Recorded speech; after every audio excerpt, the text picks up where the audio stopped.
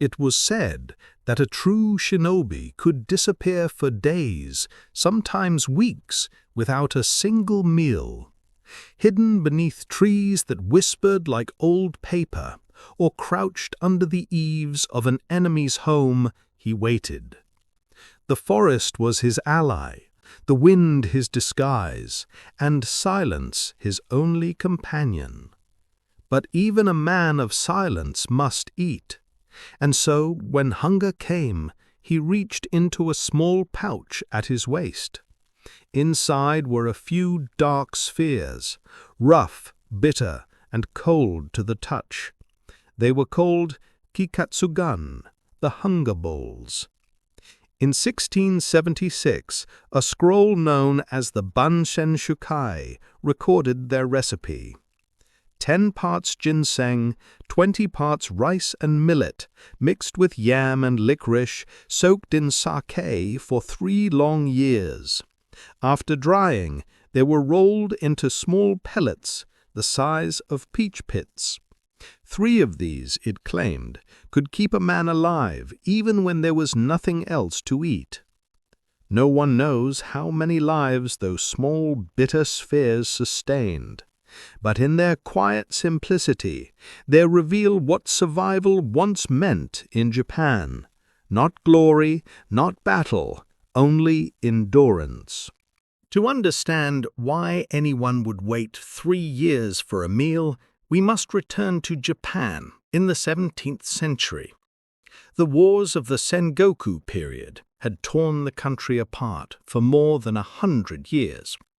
Clans rose and fell, castles burned. But when the Tokugawa shogunate finally unified the land, peace descended, and with it a kind of forgetting. The Edo period was an age of order. Swords were sheathed, rice fields replaced battlefields, and yet, under that calm surface, the memory of war still breathed quietly.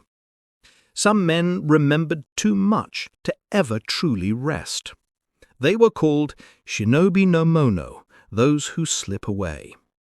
In the chaos of the earlier centuries, these spies and scouts had worked in the shadows, creeping into enemy camps, gathering intelligence, sabotaging supplies. They were not a class like the samurai, but a profession, a role often taken by farmers, monks, or outcasts who knew how to disappear. When peace came, the need for them diminished. But the knowledge they carried, how to move unseen, how to survive in silence, risked being lost. And so the Bansen Shukai was written.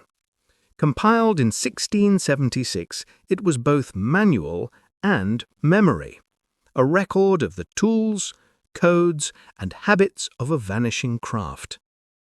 Among its pages, amid instructions for stealth and disguise, there was a section simply titled Food for Long Missions.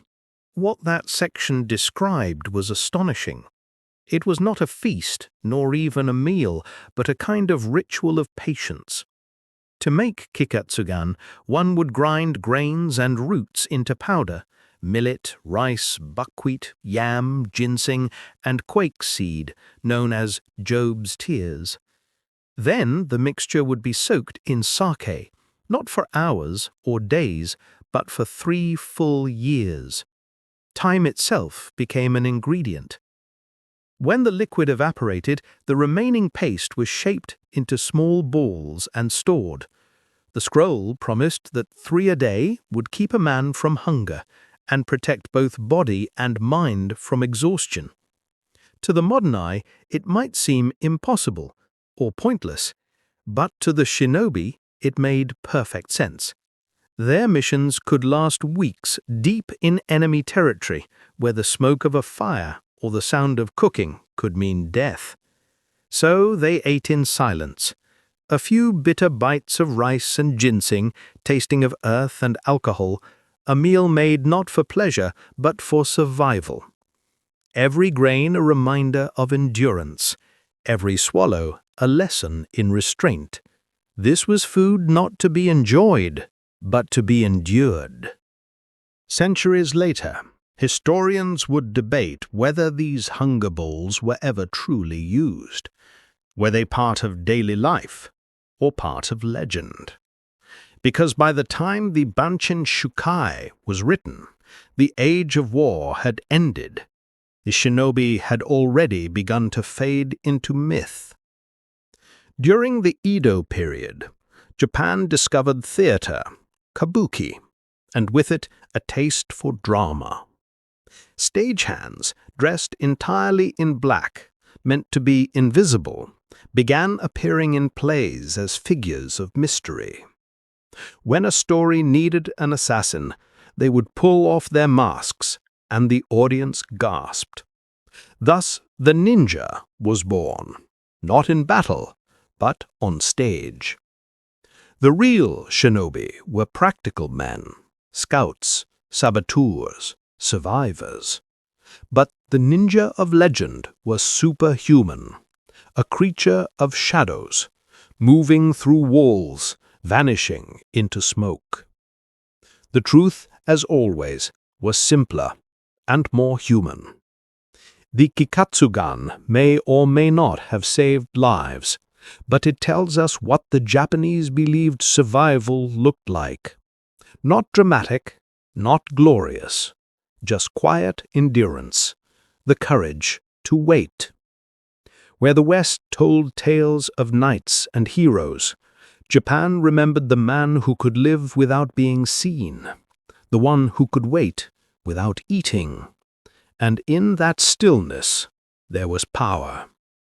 As the centuries passed, the Bansen Shukai was copied and recopied. Its pages yellowed, its ink faded, but the idea remained that somewhere in those instructions lay the secret of invisible strength. The villages of Iga and Koka, once the homes of the shinobi clans, became quiet farming towns. Children played where spies once trained. The arts of silence were replaced by the rhythm of harvests. Yet even as Japan entered the modern age, fascination with the old spies returned. Writers, scholars, and film directors rediscovered the scrolls. Some saw them as manuals of ancient wisdom, others as collections of half-remembered folklore. Among their strange recipes, one stood out, not for taste, but for what it represented. 3 years of patience. In a world that changed overnight, the Kikatsugan reminded Japan of slowness, of a time when endurance was more valuable than speed. Even today, a few craftsmen have tried to recreate it. They describe the flavor as harsh, earthy, almost medicinal. But the meaning is what lingers, a food made not to delight the tongue, but to honor time itself. The story of the Kikatsugan is not about taste or even about hunger. It is about what Japan once understood so well, that survival is an art of waiting. For the shinobi, 3 small bites were enough to outlast hunger, just as 3 years of patience were enough to create them. Their food was made from silence, preserved by time, and forgotten by the world it once served. Today, its recipe rests quietly in old scrolls, a whisper from an age when strength meant stillness. The Kikatsugan may be long gone, but in its endurance, it carries the soul of the shinobi, proof that sometimes the hardest thing to master is hunger itself.